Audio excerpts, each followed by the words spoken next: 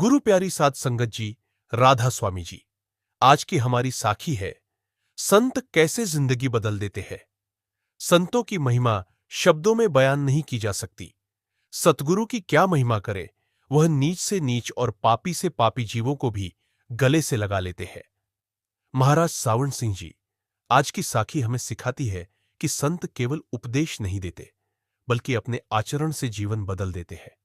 एक बार की बात है, बारिश का मौसम था और अचानक कुछ साधु महात्मा कबीर साहिब के घर पधारे। बारिश इतनी तेज थी कि कबीर साहिब बाजार जाकर कपड़ा नहीं बेच सके और घर में इतना सामान भी नहीं था कि अतिथियों का सत्कार किया जा सके। कबीर साहिब ने अपनी पत्नी माता लोई से पूछा, क्या कोई दुकानदार हमें थोड़ी सी रसद उधार दे देगा? हम कल कपड़ा बेचकर चुका देंगे। लेकिन एक गरीब जुलाहा जिसकी कोई स्थायी आमदनी नहीं थी, भला उसे कौन उधार देता? माता लोई बाजार में गई और कई दुकानदारों से विनती की, पर सभी ने नकद पैसे मांगे। आखिर एक बनिया तैयार हुआ, लेकिन उसने एक नीच शर्त रखी। उसने कहा, रसद तो दे दूंगा, पर बदले में आज की रात तुम मेरे साथ बिताओ।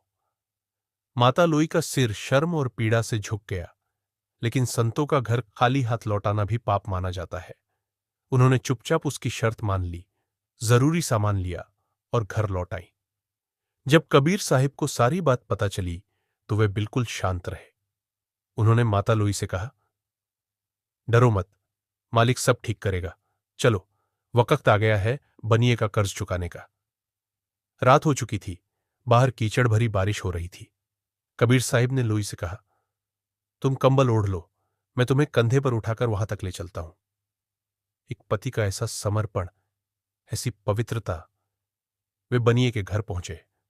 माता लोई अंदर गई और कबीर साहिब बाहर गली में ही खड़े रहे। बनिया लोई को देखकर खुश हुआ, पर जब देखा कि बारिश के बावजूद उनके कपड़े सूखे हैं और पैरों पर कीचड़ का एक छींटा भी नहीं, तो चौंक गया। उसने पूछा, तुम कीचड़ भरी गली से आई हो, फिर भी तुम्हारे पांव इतने साफ कैसे हैं? लोई ने उत्तर दिया, मेरे पति मुझे अपने कंधे पर बैठाकर यहां तक लाए हैं। बनिया अवाक रह गया। उसकी नीचता और कबीर साहिब की पावनता उसके सामने खड़ी थी।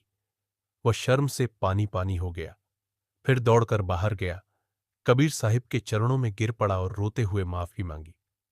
कबीर साहिब ने बड़े प्रेम से कहा, उठो मेरे भाई, लाखों में शायद ही कोई एक जीव होगा जो कभी रास्ते से भटका ना हो। उस रात के बाद बनिए की जिंदगी बदल गई।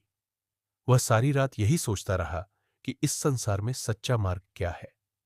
सुबह होते ही वह कबीर साहिब के घर गया और उनके प्रेमी शिष्यों में शामिल हो गया। साखी का सार, संतों के पास केवल शब्द नहीं, बल्कि ऐसा आचरण होता है जो आत्मा को छू जाता है। वे पथभ्रष्ट जीवों को न केवल क्षमा करते हैं, बल्कि उन्हें प्रेम से अपनाकर परमार्थ के मार्ग पर ले आते हैं। जो अपवित्र को पवित्र कर दे, वही सच्चा संत है। संतों की संगत जीवन को दिशा देती है और आत्मा को मालिक से जोड़ती है। राधा स्वामी जी।